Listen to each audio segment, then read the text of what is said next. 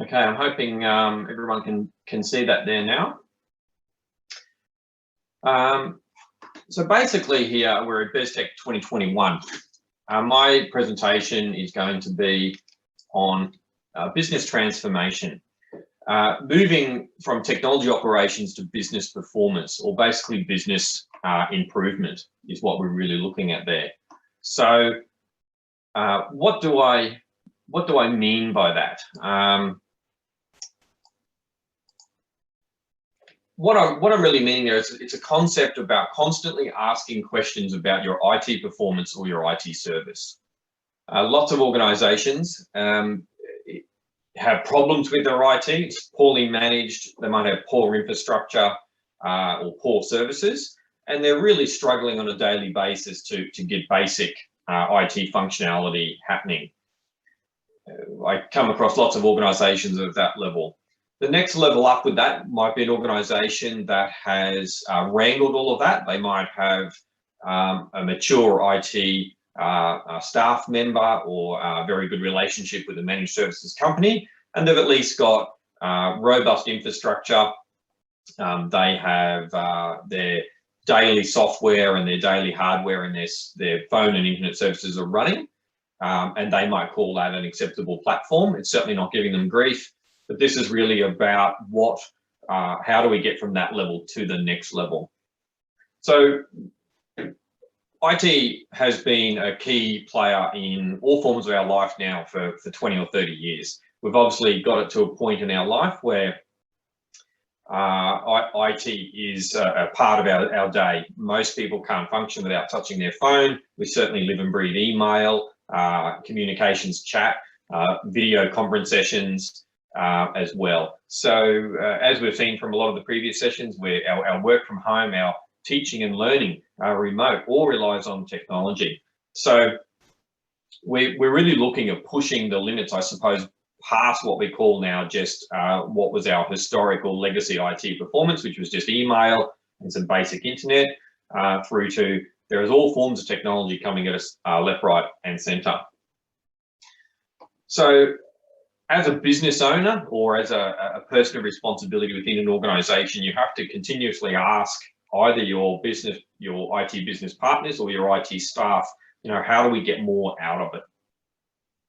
So the main thing is don't accept poor performance. You need to be asking for more from your IT partners, whether that's, again, an external or an internal. You have to be on the journey of using technology to basically enhance and continuously improve your space. And this sort of concept works across all aspects of business.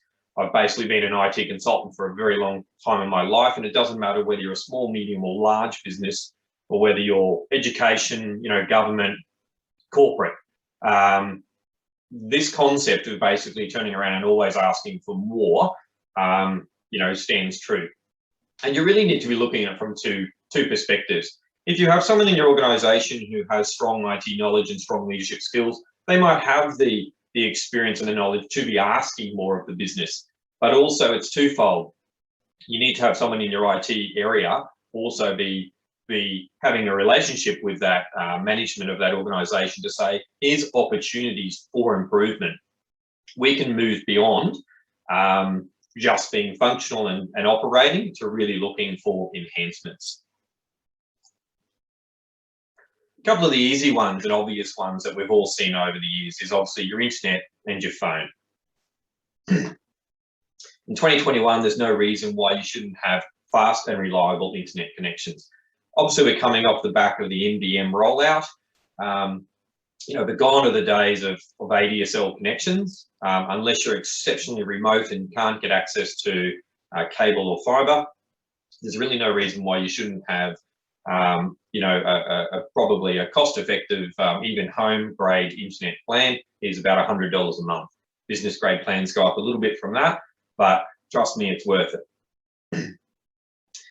Every business now, you should be considering dual internet connections, regardless of the size of your business. Even the smallest businesses now, I'd be recommending them. Because you really got to go away and ask yourself, what happens if I'm not connected to the internet? For most organisations, that would be quite detrimental. That means potentially if you're in retail or anything that has an FPOS unit, you know, that is offline. That may not be able to connect to the bank. There are some 4G versions around these days, but you know, most of them aren't. They're still going through your network. You may not be able to get to your customer database, your HR system. Obviously, your email's offline. So everyone should probably have dual links. A lot of the new modern firewalls are coming out with 4G capabilities built into the firewall. So you plug in your main internet line, and then it has a SIM card capability built into the firewall. Pardon me. That allows you to, if that main line is down, it automatically instigates 4G. And again, from a business perspective, this is just convenience.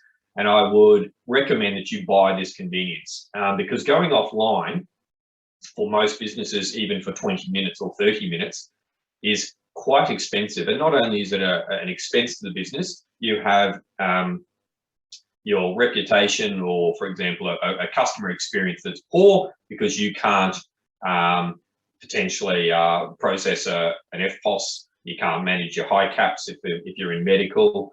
You may not be able to look up a student record or something like that. So all of that creates an annoyance for the customer. So I can tell you now, it's very much worth buying the dual internet connections. So 4G these days, again, is also cheap. So having a firewall with a built-in 4G module and having that just all configured and working automatically when your main line goes down for whatever reason, all that is just automatic and seamless, is well and truly worth it. Pardon me. If for whatever reason you don't want to buy proper NDM links or fiber links, and you may not even want to outlay the expense of a firewall with a 4G failover, at least have a plan as a business owner about what happens if the internet goes down.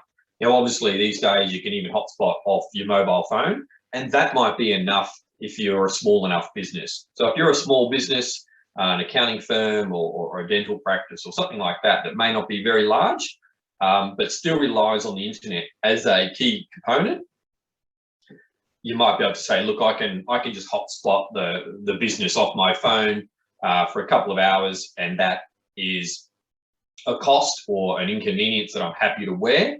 And obviously it's all a risk assessment around that. But the main thing is at least to have a plan. If and when your internet goes down, what is the solution? So for me though, definitely look at buying your dual internet links.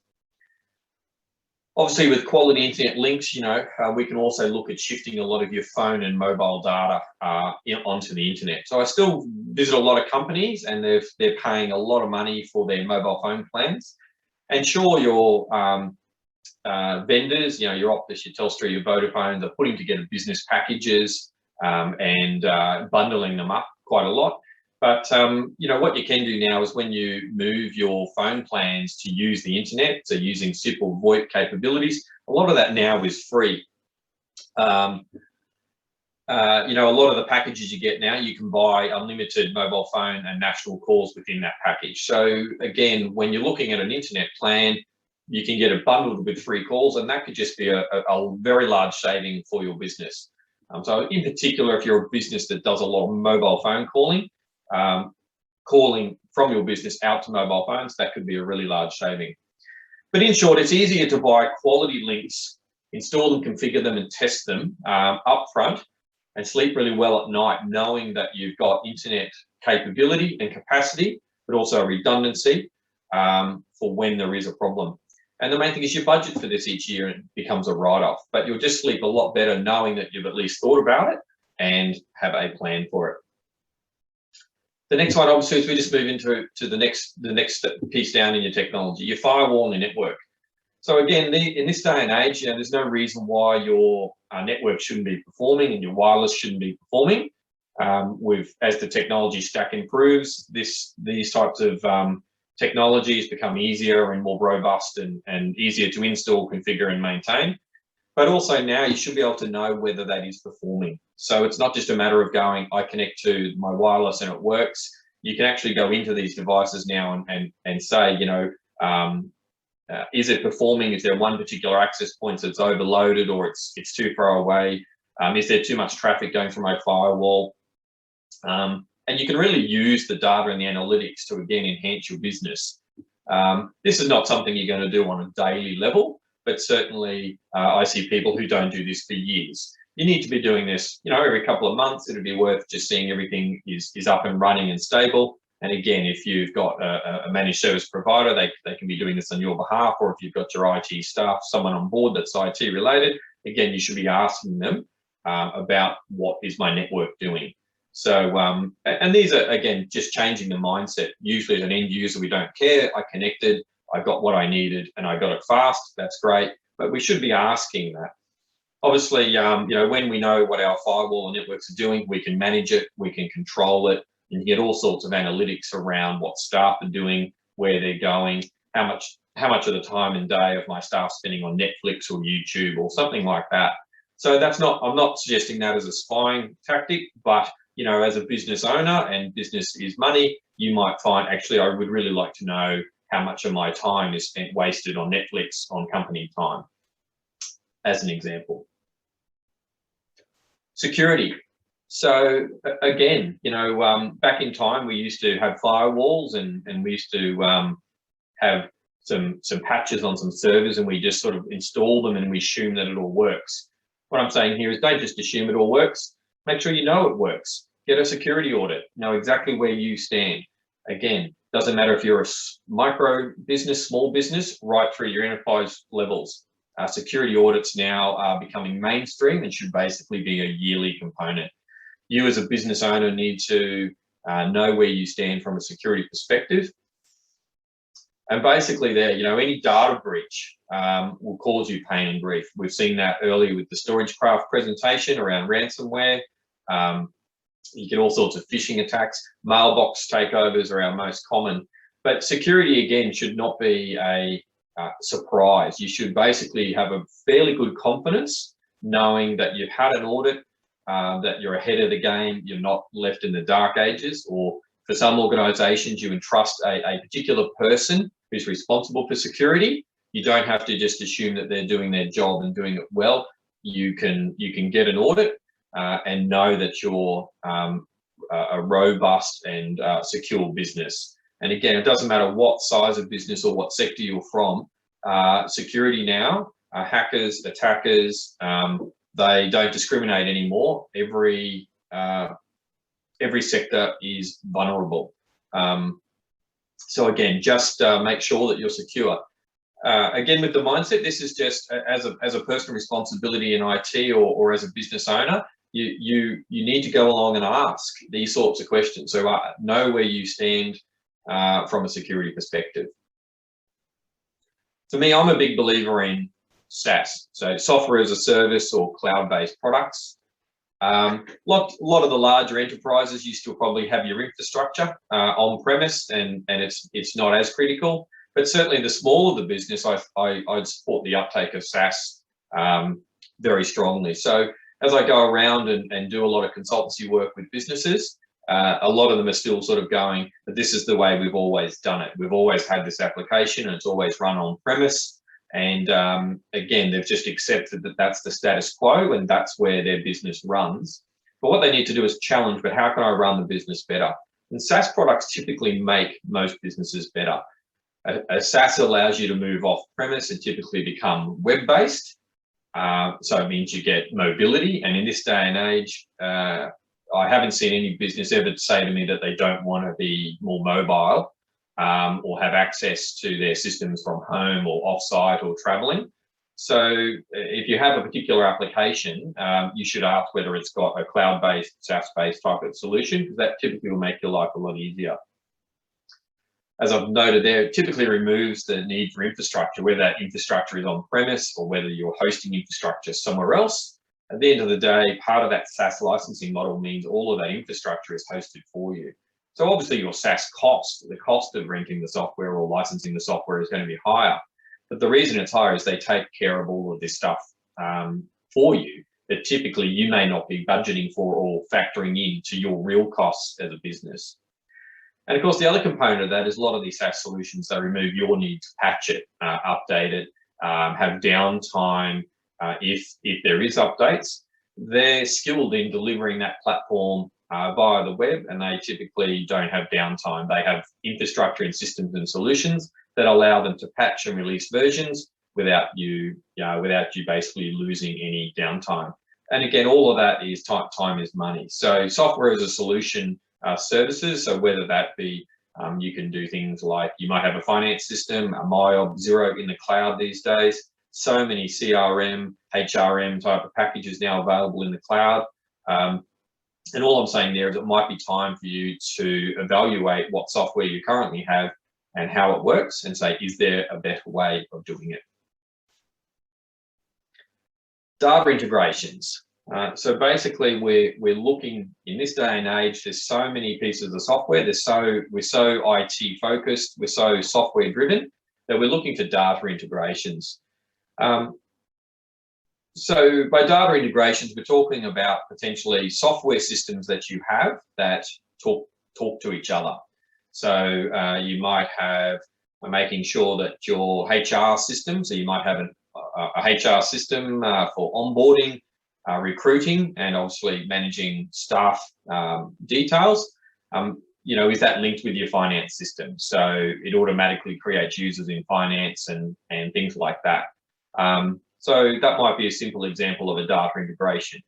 We might have a HR system that's separate from the finance system, but wouldn't it be great if when I create a new user in finance, it automatically makes sure that the user exists in, if I create a user in HR, it automatically makes sure that the user exists in the finance system, and that way I don't miss someone's pay, or that finance record is kept up to date when I modify the HR record.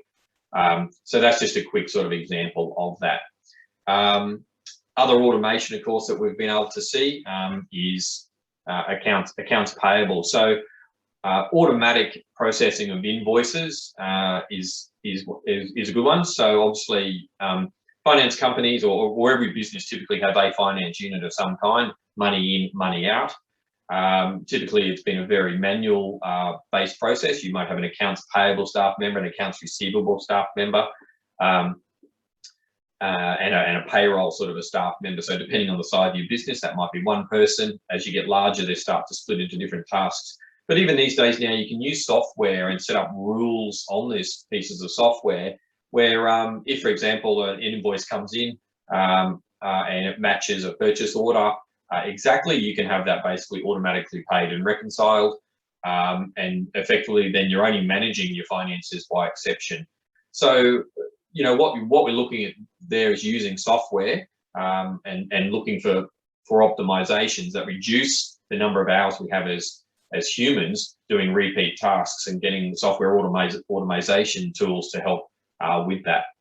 I've seen one business in particular where they used to hire a whole person, a complete role, which was basically just manually entering data from one system into the next. So orders would come in over here onto this system. They would have to be manually processed from that system and put into an invoicing and sort of finance reconciliation system, just so this could be managed.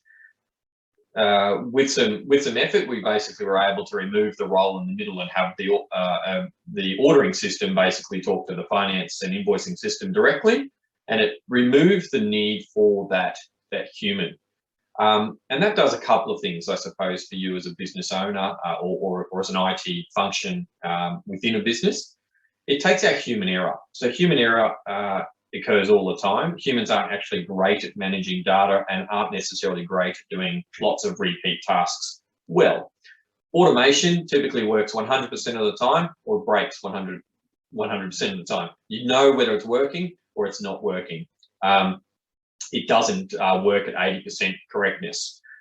So it takes away human errors, but also it takes away a person, it takes away a position.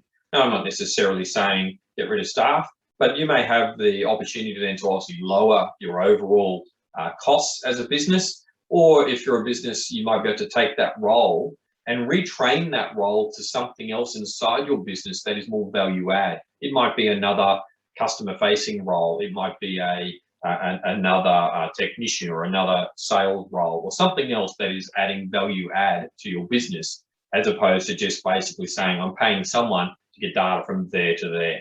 So using integrations and optimizations, we can join systems together now and really optimize how your business works. Some of these pieces of software are very expensive. It might take you a few years to recover the costs of them, but they're typically very advanced and will fix many parts of your business.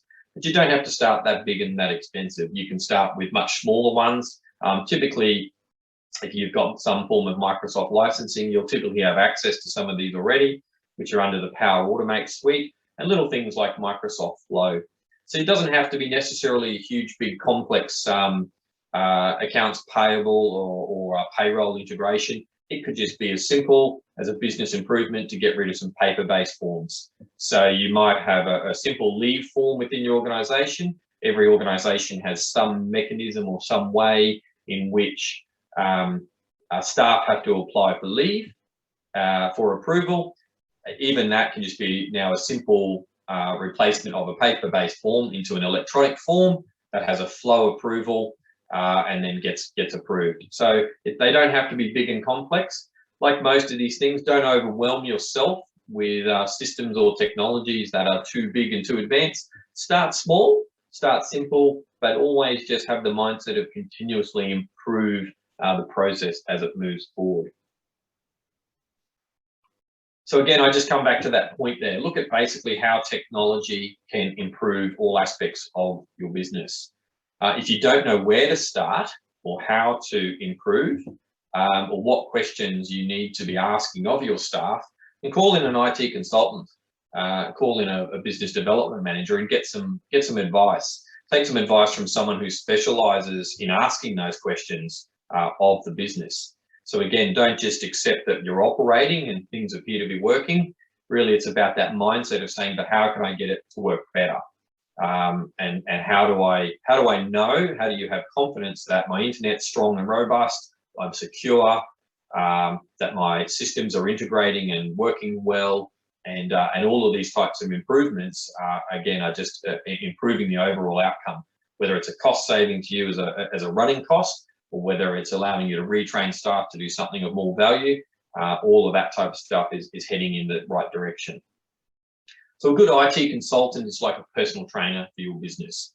Lots of people pay good money for someone to come to their house and tell them how to skip and how to do push-ups and do all the things that you think that you know how to do, but it seems somehow a lot easier if I pay someone to come and tell me how to do it.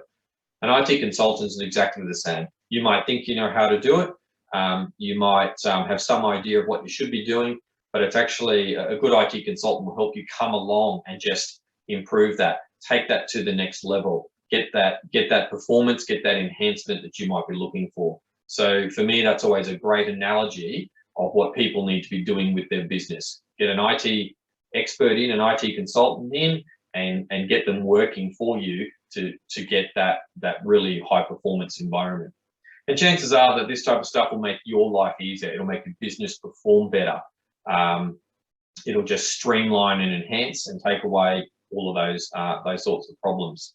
And companies that do this really well, as I said, have shifted from just like, oh, I've got all these problems every day with IT, to the middle of the road companies are just going, oh, I don't have any problems with IT, but it doesn't necessarily do anything for me either.